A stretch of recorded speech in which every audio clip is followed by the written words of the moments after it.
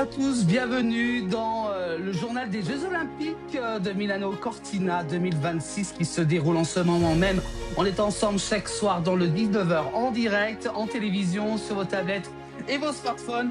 Et on va vous parler de ces JO et surtout les décrypter, les analyser également avec notre consultant sportif de la glisse. Vous le connaissez, on le retrouve tous les soirs en ce moment et même durant toute l'année. Il nous parle justement de ces JO dans le 19h de la place du village. On va justement retrouver Marc Garcia. Alors Marc Garcia, est-ce qu'il est justement sous la neige actuellement du côté de Megève? Marc, bonsoir. Salut Yoann, bonsoir à tous, comment ça va depuis hier? Bah, ça va très bien. Alors vous êtes pas sous la neige, vous, Marc, ça va? Bah, il y a eu de la neige, de la pluie, du vent, tempête. Les trois quarts des stations d'altitude cette année, aujourd'hui, ont Aujourd'hui, oui. fermé. Parce qu'il y avait énormément de vent aussi en altitude. Il y a des routes qui vont être fermées. J'ai reçu, moi, de la part de Val d'Isère, la route va être fermée aussi pour des raisons de sécurité. Voilà, donc derrière, avec ces conditions, vraiment avec du vent, de la neige, de la pluie en altitude, et surtout, Mm. très important, c'est de parler de sécurité. Et encore une fois, il est totalement préconisé de ne pas faire de ski hors piste lors de ces prochains jours. Voilà, Danger absolu. Danger oui, absolu. voilà. Voilà, en plus, c'est classé rouge, 5 sur 5, on en a parlé dans les infos. Et puis également aussi la station de Tignes hein, qui a été complètement confinée cet après-midi. Ouais, Tilly, moi j'ai reçu un message de la part de Val d'Isère et qui disait que Mm. la route allait être fermée aussi. Donc Ah, ouais, Val d'Isère également. pas que pour le domaine skiable, mais aussi pour l'accès des routes.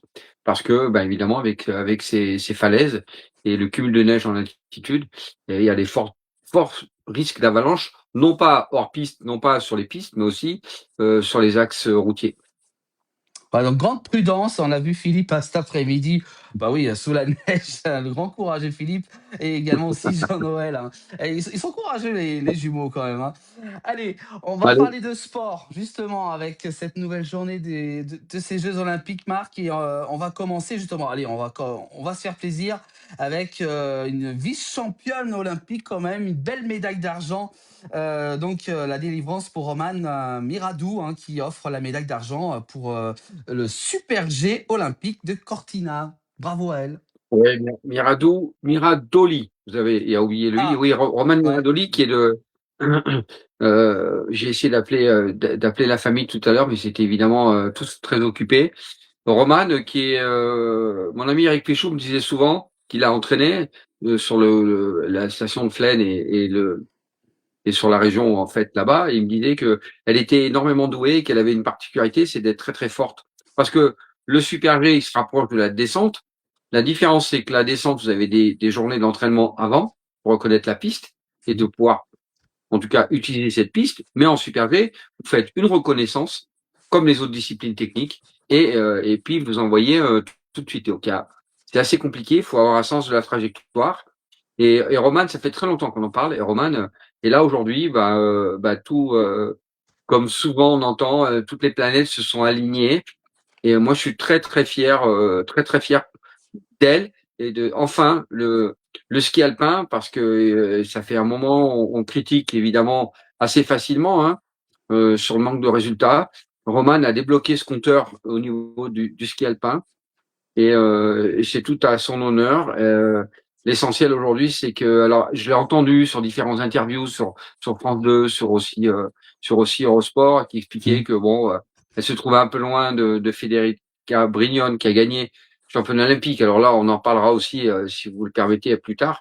Mais Mm. Romane, il faut qu'elle profite de ce magnifique moment d'être vice-championne olympique. Elle passe c'est pas au centième, mais elle fait une course, à mon avis, à son niveau. Elle s'est rassurée.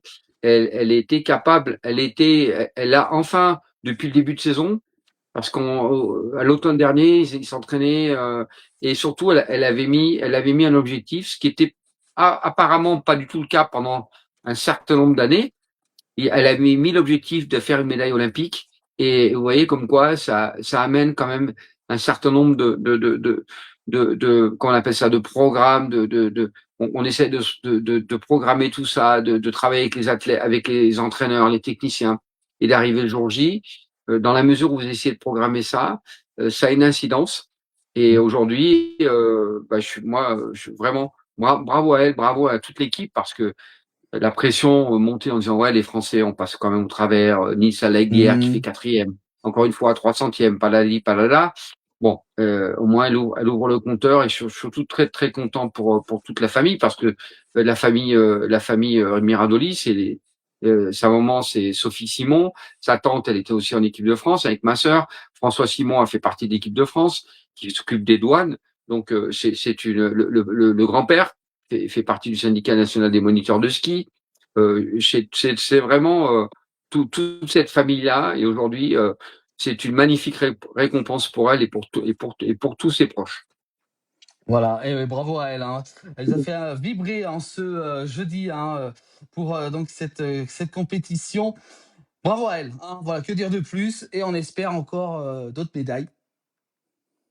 Oui, bien sûr, en Ah espérant oui. que maintenant, pour les filles, de leur côté, les gentilles, enfin Clara Direz, mais aussi les slalomeuses, mais aussi de l'autre côté, côté homme, ça puisse finalement, vous savez, j'en parlais hier soir, hein, ce petit grain de sable qui des fois bascule du bon côté ou du mauvais côté. Et pour aujourd'hui, bravo, bravo, ça fait vraiment du bien, ça fait vraiment du bien. Ça fait du bien au moral, comme on dit, hein, Marc. On va Oui. continuer avec cette fois-ci, voilà, oh là, je me pousse, attention, avec Laurence Fournier, Baudry et Guillaume Cicéron qui remportent le titre en danse sur glace. Alors, on ne parle pas de ski, mais quand même, on voulait en parler. Le duo formé justement il y a tout juste une année, qui a donc remporté une médaille olympique, une médaille en or. C'était hier soir, Quelle prestation quelle prestation! Cette épreuve de couple, tous les deux. Ouais. il y avait vraiment, il y avait les Américains, il y avait vraiment, c'était exceptionnel. Et comme avec Roman, moi j'ai versé ma larme, parce que des belles émotions comme ça, de voir des gens il y a effectivement il y a apparemment un an, ils ont commencé à travailler ensemble, Oui, tout juste un. et aboutir avec une médaille d'or comme ils l'ont fait, avec surtout un programme apparemment unique, de toute façon, on peut pas être champion olympique quand on présente pas quelque chose de totalement exceptionnel, et en même temps de le réaliser.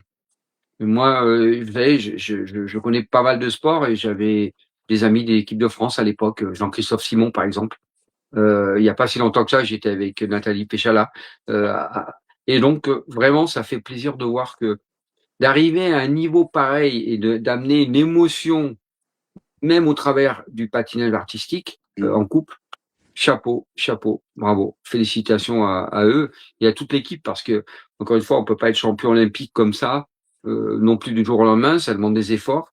En un an, c'est très court aussi, et il y a il y a tout un staff autour. En tout cas, moi, j'ai été vraiment subjugué de leurs prestations hors Bon, normes, hors normes. voilà, bravo à eux, hein. J'ai pu voir en replay, parce que malheureusement, je n'avais pas pu voir hier soir. On était dans l'émission, j'ai pu voir quand même en replay. C'est vrai, très belle prestation, très émouvant, à un moment vraiment très, très, très beau. Ouais, c'est des moments qu'il faut apprécier. C'est justement le charme de ces Jeux olympiques, d'une épreuve d'un jour, Mm. et d'arriver à atteindre ce niveau-là, la perfection, parce qu'à mon avis, ils étaient vraiment tout proches de la perfection. Bravo, bravo à eux, bravo, félicitations. On n'a pas d'autres mots, et cette Marseillaise avait une connotation très très particulière. Voilà une belle médaille en or, ce qui fait grimper, bien entendu, le compteur, hein, des médailles, hein, pour les Français. On va continuer, Marc, avec la suite de la compétition, avec du snowboard cross. On pourra également aussi en parler, avec longtemps en tête, mais quatrième sur la ligne. Grosse déception pour Edan Cholet en finale du snowboard cross. Il termine quatrième, malheureusement. Cet après-midi, c'était. Oui, oui, vous avez raison, Johan, mais pour l'ensemble, parce qu'il n'était pas tout seul, hein, dans ce qu'on Oui. appelle la petite finale, hein, pour 5, 6, 7, 8, il y avait les deux qui étaient là, et ils sont passés vraiment à très peu de choses. Les conditions atmosphériques, je dirais presque aussi l'expérience, parce que je l'ai suivi cette épreuve-là. C'est brouillard, hein. Vous en doutez, évidemment. Il y a eu des conditions atmosphériques assez particulières. Il y a eu beaucoup de vent de face, de côté. Et peut-être c'est peut-être par manque d'expérience qui a fait que, qu'ils montent pas sur le podium. Mais encore une fois, Mm. je pense que, encore une fois, ça peut être une déception comme l'a vécu hier Nice Allègre. Mais je pense que il y a pas, vraiment, ils ont essayé de faire le maximum. Ils ont souvent été, pendant les trois quarts de la course devant. C'était des stratégies de course aujourd'hui. En dehors, on avait pensé que sur cette piste très plate, sans grosses difficultés apparentes, hein, il y avait en général sur le border cross et le ski cross, puisqu'après ce sera sur la même piste le ski cross.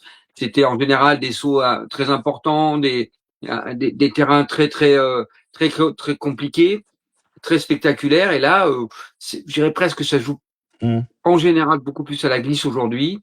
Et il y avait pas de grande différence entre chaque équipe. C'est passé vraiment de très très peu. J'imagine que c'est certainement une déception pour eux. On attend demain parce que je crois savoir que demain le snowboard cross ce sera les féminines et on a des grandes chances aussi de faire les médailles demain.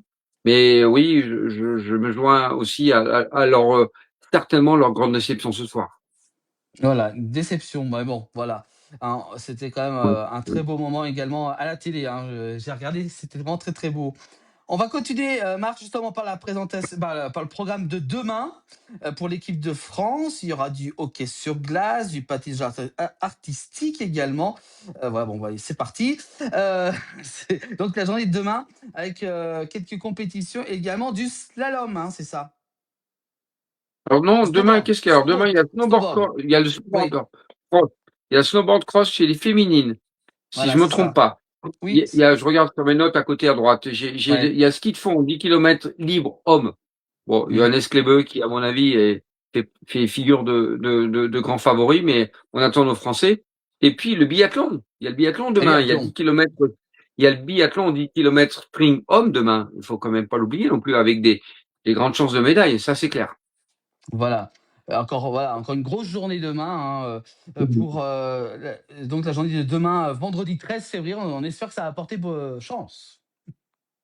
Ah, il y a pas de raison. Il y a pas de raison. Il y a effectivement, dans le monde du sport, il y a certaines, on a tous un peu nos superstitions. On a tous, vous savez, il y en a qui enfilent la chaussette gauche avant la chaussette droite, mais le pied, le ski, le ci, le là, voire même des sous-vêtements. Donc oui, c'est la particularité de chaque athlète et chaque, qui a besoin de ça pour être rassuré et être en confiance quand il se prépare le matin. Oui, on a tous un peu nos petites manies et notre schéma de préparation. Voilà, donc une nouvelle journée demain. Alors le tableau des médailles, je ne l'ai pas, mais je crois qu'on est à 7 médailles, je crois, 7 ou 8. 8, hein. Oui, mais J'ai 8, hein. oui, hier soir, oui, c'est ça. Et on était, oui, tout à fait. On est passé, on est monté encore d'un cran. On est sixième, ouais. Alors aujourd'hui, on en a pas parlé non plus, Johan. C'est que aujourd'hui, il y avait hier, il y avait Perrine qui fait médaille de bronze Oui. au ski de boss. Aujourd'hui, on attendait beaucoup de nos Français, Ben Cavé et Mouille, et finalement, c'est pas passé. Une belle victoire d'un Australien, Mm. totalement qui a été repêché sur les dernières qualifications et qui est champion olympique devant Kingsbury et Ikuma. Ça a été pareil, il passe au travers, il se qualifie pas pour la super finale, nos deux Français, mais une belle prestation olympique. Kingsbury qui est vraiment l'homme incontestable du ski de boss depuis très très longtemps.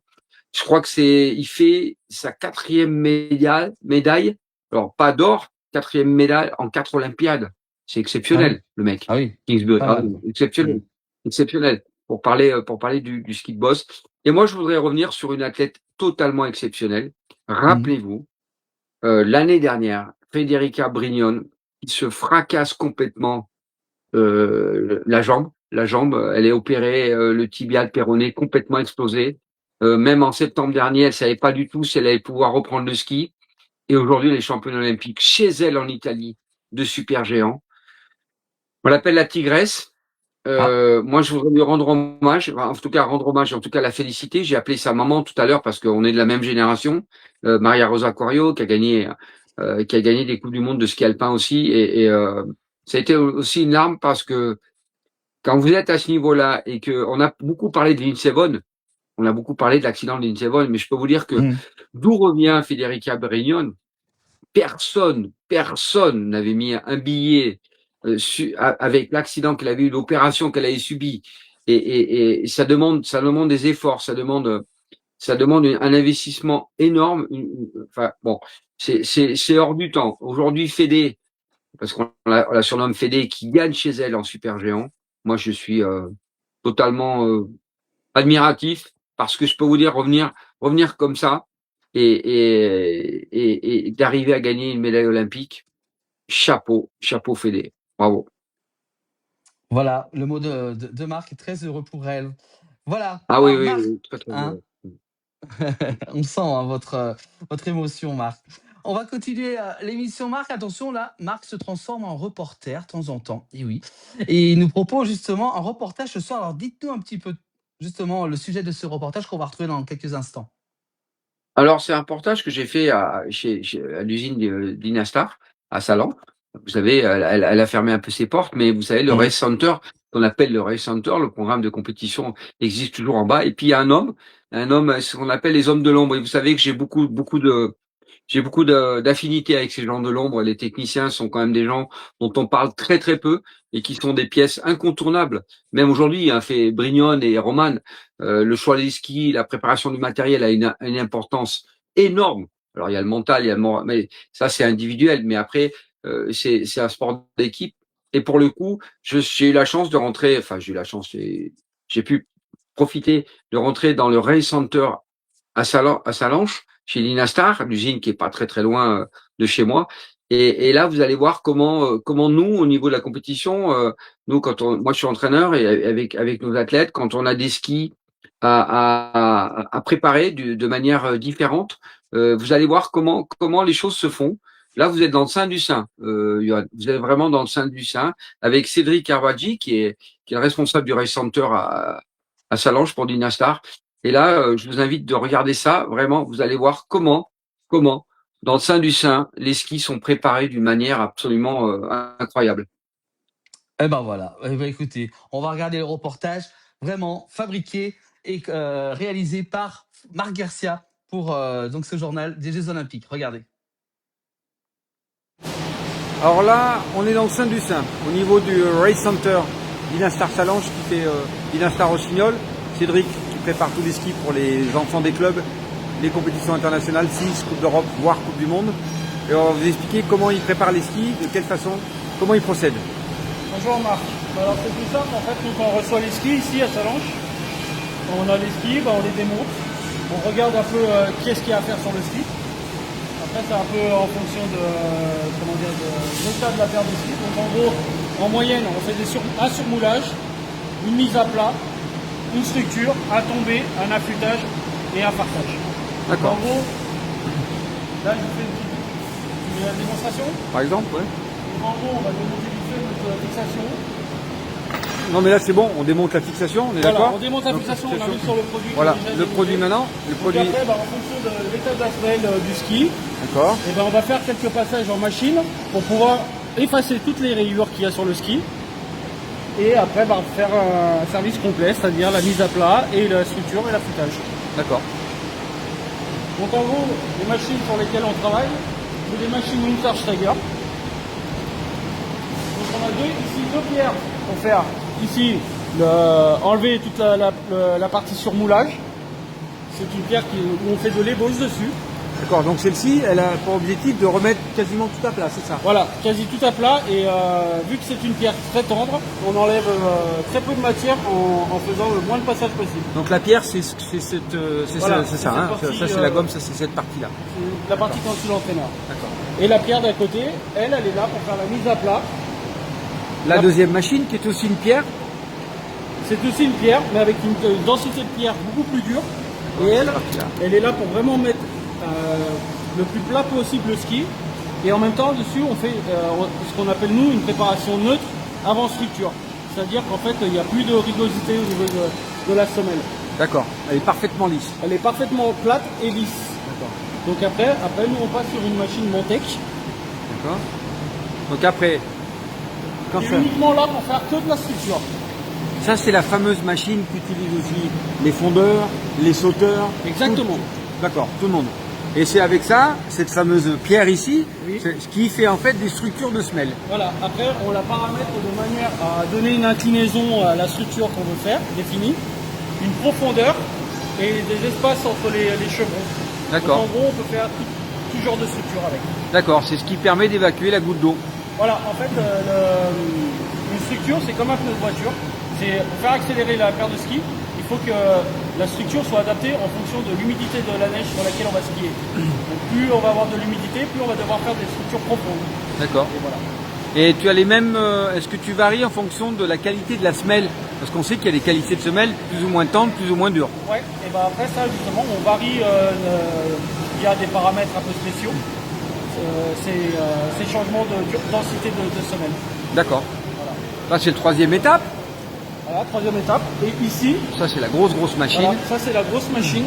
Donc en gros ça c'est une machine qui est dédiée pour faire le tombé et l'affûtage. Alors le tombé c'est quoi? Explique-nous Le là. tombé C'est quoi? c'est ce qui va rendre le ski comment dire plus facilement maniable. D'accord, le tombé. Le tombé c'est le côté semelle. C'est le côté semelle où il y a son Donc, doigt. on va Voilà. mettre ici, en fait. Voilà. C'est ça le tombé dont on dit 0,5, 0,7, 0,8. Voilà, D'accord. etc. Vous avez bien compris, c'est ça le tombé. Donc en, Par gros, rapport en à- fonction de chaque discipline, on a des paramètres de tombée à respecter. D'accord. Toute la partie technique, ça va être entre 0,5 et 0,7. Dès qu'on va faire du géant, ça va être 1 degré. Super G, descente, entre 1,5, 2 degrés. Ça va dépendre après. D'accord. Et après, bah, pareil, au niveau du latéral, il y a des angles à respecter. En D'accord. fonction des âges, des catégories et du niveau du skieur. On va en parler. Donc là, on était sur l'étape où on fait le Le tombé. et D'accord. l'affûtage latéral. Et l'affûtage latéral. C'est-à-dire que celle-ci, elle reviendra après. La paire de ski reviendra après. Voilà, alors en D'accord. gros, le ski va faire différents passages dans la machine. Donc on va commencer par faire le tombé. Et une fois que le tombé est effectué, elle va faire le latéral, D'accord. à l'angle qu'on lui demande. Qui est donc là, le latéral, pour que tout le monde comprenne, c'est 88, 87, C'est- voilà, 86, etc. D'accord. Donc il y a combien? Une, deux, cinq Il y a- passes. Hein, Ouais, deux, après ça trois. va dépendre de l'état de la paire de ski. Bien souvent, juste pour faire entre l'ébauche et la mise à plat finale, il y a entre 8 et 10 passes avant de faire la structure. D'accord. Donc plus la structure, ça va faire 11 passes, on va dire. Et après, ben, le tombé et le latéral, ça va faire 12-13 passes. Et après, ben, le partage.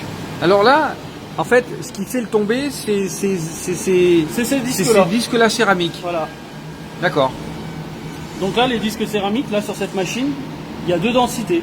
Une qui va faire la mise à l'angle et l'autre qui va faire juste la partie tranchant, c'est-à-dire l'affûtage coupant. D'accord. Et ça, rien à voir avec l'affûtage qu'on a avec ces nouvelles machines, les Tri-One, les Snowglide. C'est un ton au-dessus. Déjà, l'angle, lui, il est ultra précis. Nous, on fait des mesures avec une machine qui fait des mesures au laser. Donc, on peut regarder la planéité de la semelle, la rugosité de la semelle, les angles de tombée à combien ils sont et le latéral à combien il est. Et après, ça calcule aussi l'angle effectif. D'accord. Ça s'appelle une équilogue. D'accord. C'est une machine qui mesure au laser.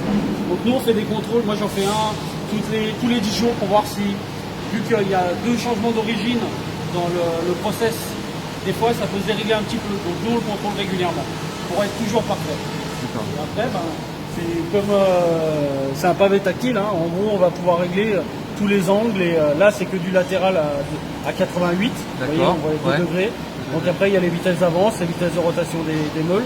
Et en gros, la machine, elle travaille sur deux origines, le tombé et le latéral. D'accord. Mais qui se font pas en même temps, on est bien d'accord. Non, qui ne sont pas en même temps. Donc là, en gros, il faut régler d'abord le tombé, le tombé comme ceci. Donc là, ça va me faire mon réglage. Voilà, là j'ai un 5 de tombé par exemple. D'accord. Un tour. Et après, j'ai le latéral. Vous D'accord. voyez, le tombé, le latéral. D'accord. Ok. Parfait. Très bien. Je crois que nous on a tout compris là. J'espère. Merci Cédric. Pas de On va soucis. essayer d'aller skier un petit peu maintenant. Ça marche. Classiquement, pour le skieur lambda, c'est quoi? C'est du 90 en général dans les magasins? Ouais, 90, 89. C'est 89, pas plus. pas plus. Et après, le tombé, c'est 1 degré. D'accord. Comme Ça, ça, le c'est- ski est facile, avec une accroche universelle, entre guillemets. Mais c'est une norme. C'est une norme, oui. D'accord. Alors que les coureurs, eux, bah non, 88, 87, 86 sur le latéral et le tombé. Ouais, après, c'est comme je vous ai dit tout à l'heure, c'est par rapport à la discipline, homme, garçon, et les réglages que lui préfère. D'accord. Et là, après, c'est des paramètres un peu spécifiques C'est entre le technicien et le coureur. D'accord. Allez, il Voilà. n'y a plus qu'à y aller. Salut! Salut. Voilà Marc pour ce vraiment un reportage super intéressant, dis donc. Vous avez appris quelque chose ce soir, Johan, j'espère. Ah bah là je ne connaissais pas du tout l'envers du décor justement des sacrées machines, dis donc, hein, c'est impressionnant quand même. Hein.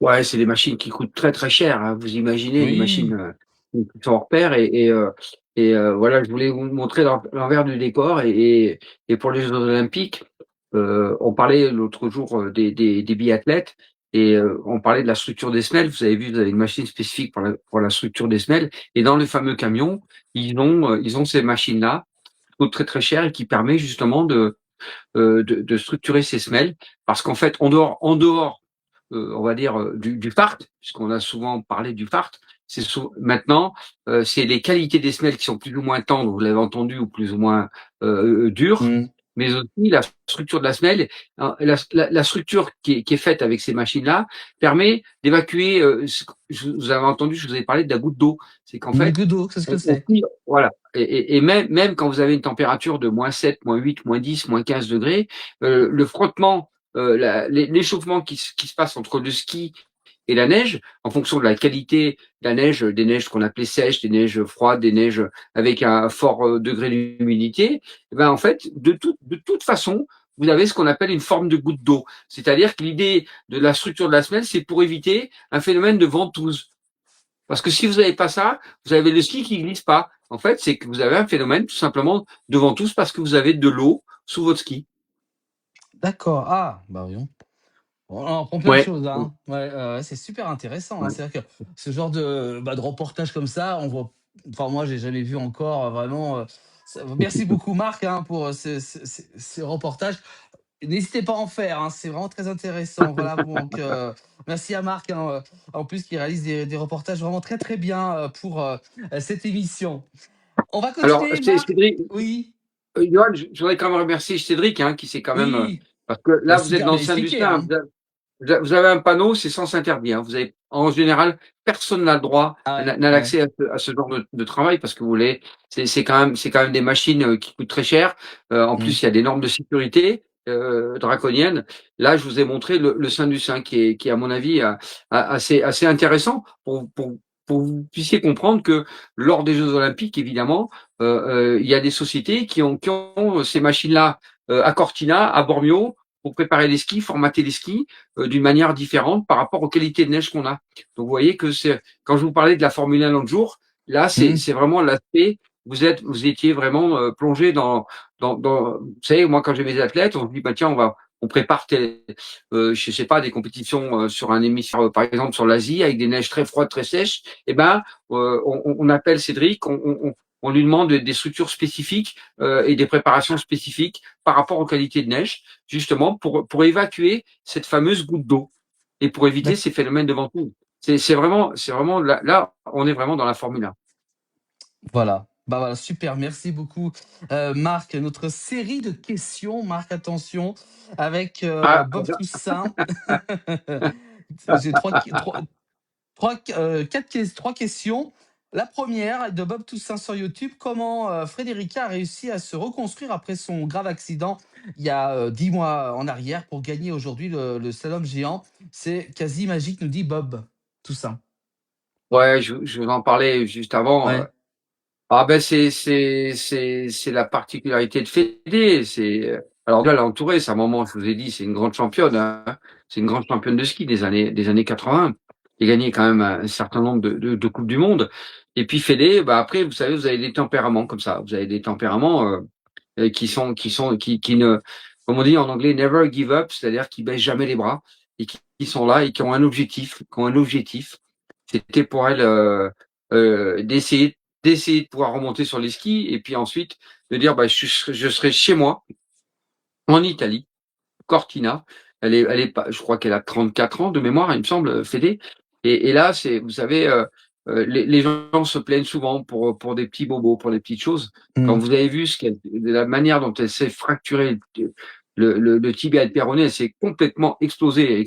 Hein. Elle a une opération vraiment, je dirais presque titanesque. Après, c'est une force mentale, une force. Ça passe au travers. Vous avez un objectif. Vous avez. Enfin, ça demande un mental hors norme, hors norme. Pour en arriver à faire une médaille d'or comme ça, Ouais, 10 mois après à après. peine 10 mois, je vous en parlais juste avant.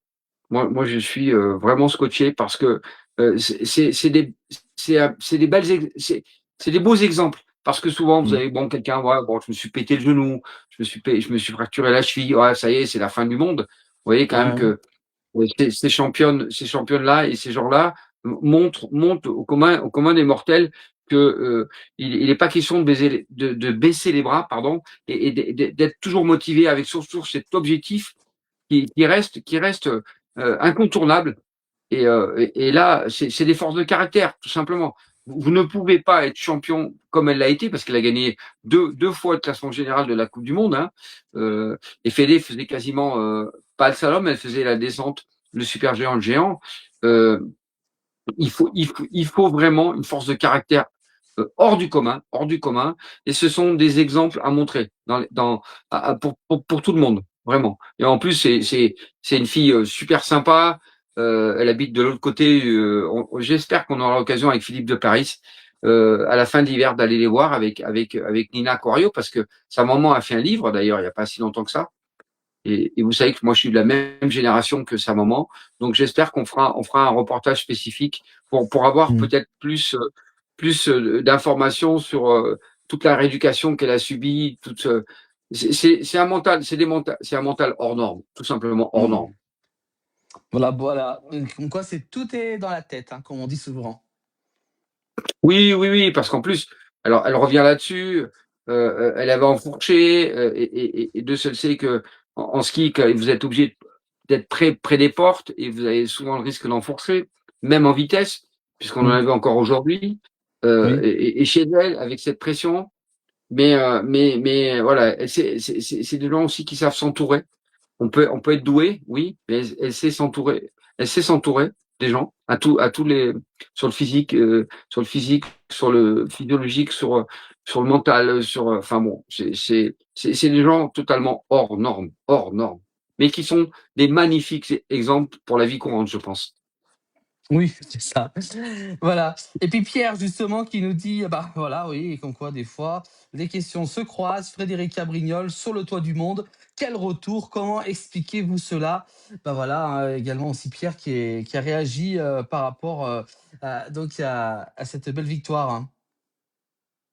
Oui. Après, moi, j'étais pas son quotidien, mais on a vu beaucoup de sujets sur les réseaux sociaux. Elle partageait quand même assez sereinement et tranquillement. Je crois qu'elle s'est pas non plus mis la pression parce qu'en septembre dernier, j'ai vu une interview avec le journaliste d'Eurosport, et le 16 septembre, elle était pas sûre de pouvoir remonter sur les skis. Mm. Elle était loin de savoir son potentiel. Elle y a cru, elle y a cru, elle s'est investie. Et encore une fois, si elle avait peut-être écouté, je dirais Pierre-Paul Jacques, peut-être qu'elle aurait baissé les bras, les gens autour d'elle. Ça demande une grande force de caractère et une résilience à toute épreuve. C'est sûr, ça c'est vrai. Marc, on va continuer avec toujours Pierre cette fois-ci. Marc, est-ce que Ben Cavet a une revanche à prendre sur la précédente Olympiade dans laquelle il aurait pu prendre une médaille de bronze, d'après vous? Oui, je pense que Ben, il avait une revanche à prendre parce que moi, j'ai trouvé une injustice absolue il y a 4 ans quand il finit quatrième et que Ikuma, le japonais, hein, vous savez que je travaille beaucoup avec le japonais, qui fait médaille de bronze et à mon avis, Ikuma ne méritait pas cette médaille parce vraiment pas bien skié à ce moment-là. Donc, si vous voulez, c'est assez compliqué. C'est assez compliqué d'expliquer ça, mais il avait, alors en plus, il a souffert pendant pas mal de temps, et notamment l'hiver dernier, et même cet hiver, il avait une talonnade récurrente, Ben. En tout cas, il avait fait une très très bonne qualif, Ben. Mais en dehors de ça, eh ben, il est passé au travers. Moi, j'ai pas eu les raisons, parce que vous savez, c'est facile d'analyser Oui. un tic ou une contre-performance quand vous êtes devant votre poste de télévision, mais d'avoir les Mhm. éléments un peu plus concrets de ce qui s'est réellement passé, une mauvaise nuit, un matériel mal Ouais, choisi, une pression, enfin un certain nombre de choses qui est tout à fait normal. le Moi, stress. ouais, le stress, exactement. Moi, j'étais déçu Mhm. pour Ben, parce que c'est un gars que je connais très très bien. Je sais qu'il a le potentiel pour être médaillé, médaillable. C'est pas passé aujourd'hui. Bon, il reste encore le format, vous savez, en duel, ce qu'on appelle en duel. Hein, c'est une épreuve qui revient aux Jeux Olympiques, qui sera aux Jeux Olympiques, et qui sera dans 2 jours, il me semble, ou 3 jours. Donc Mhm. là, bah, c'est côte à côte. Il aura certainement une revanche à prendre à ce niveau-là, parce qu'il est très fort dans ce format-là. Oui, une grande déception pour Ben, et tout comme la station de Châtel qui devait être derrière lui aujourd'hui. Oui. Voilà, bon, bah voilà, merci à Pierre, hein, pour cette question, toujours très intéressant, les questions de Pierre, on aime bien.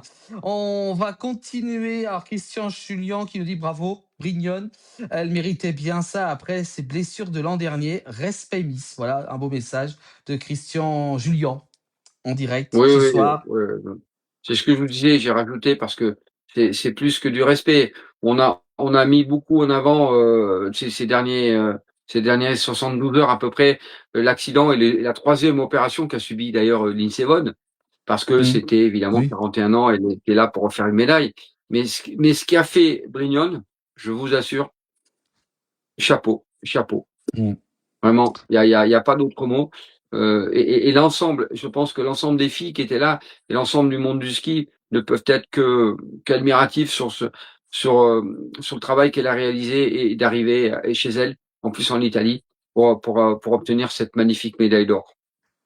Voilà, bravo. Bravo à toutes les filles, hein, et on continuera à les suivre, hein, pendant justement ces Olympiades. Voilà pour les questions. Je n'ai plus de questions. Alors, Marc, la journée de demain, on en parlait juste avant, les rendez-vous demain.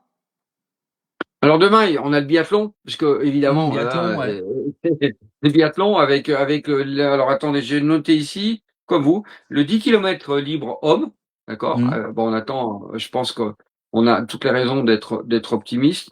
Le snowboard cross féminin, on Oui. avait aujourd'hui les hommes féminins. Mm. Il y a quand même une belle équipe avec Chloé Treploch qui était le porte-drapeau avec Clément Noël. Et je pense elle avait fait déjà des médailles olympiques, et je pense elle a le potentiel, comme toute l'équipe de France féminine de border cross, de faire une médaille. Donc demain, il y a cette épreuve-là, et puis après, bon, il y a les autres épreuves qui sont là. Sincèrement, avec Johannes Klebe, on a le 10 km ski de fond en libre chez les hommes.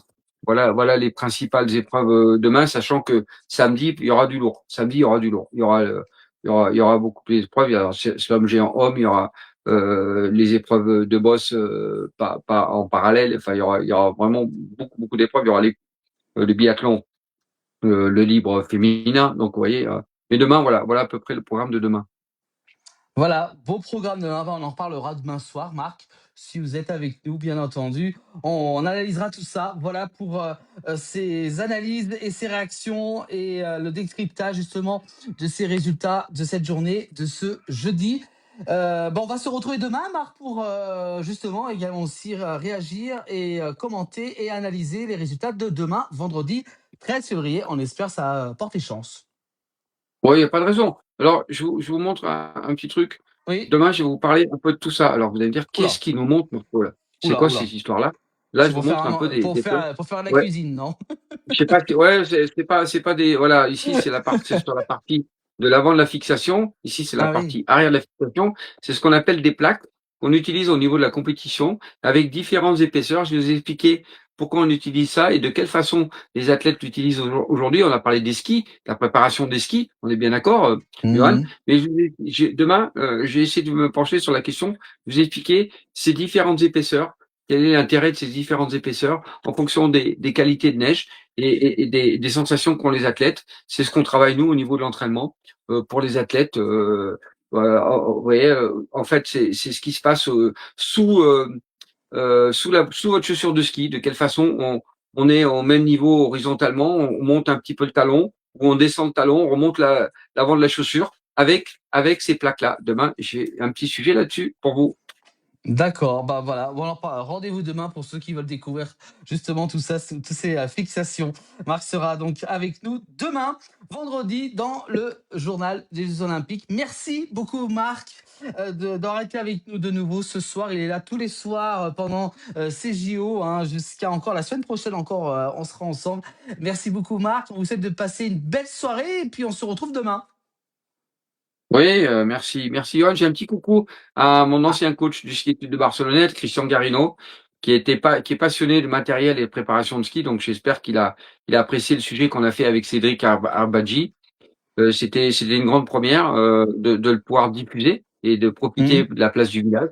Donc Mhm. voilà, je voulais faire un petit coucou à mon ancien coach. Il y a très très très longtemps, on a pu gagner pas mal d'épreuves ensemble. Donc je voulais lui faire une bise. Voilà, voilà, le message est passé. Merci beaucoup, Marc. Belle soirée et puis à demain. À demain, Johan. Donc demain, hein, on parle des plaques, d'accord? Voilà, on Allez, parle des plaques. Allez, voilà, le sujet de demain, c'est les plaques. Merci allez. beaucoup. Belle soirée à Bonne vous. soirée à vous. Merci. Salut, Johan. Voilà pour Marc Garcia, hein, depuis Megève ce soir pour le journal des Jeux Olympiques. Voilà pour ce journal des Jeux Olympiques. Je vous rappelle tous les soirs pendant toute la durée de ces Jeux, on est ensemble en direct, en plus en télévision, sur vos tablettes et vos smartphones. Vous pouvez bien entendu revoir cette rubrique dès demain en replay sur l'ensemble des plateformes de la place du village. Merci à vous tous de nous avoir suivis.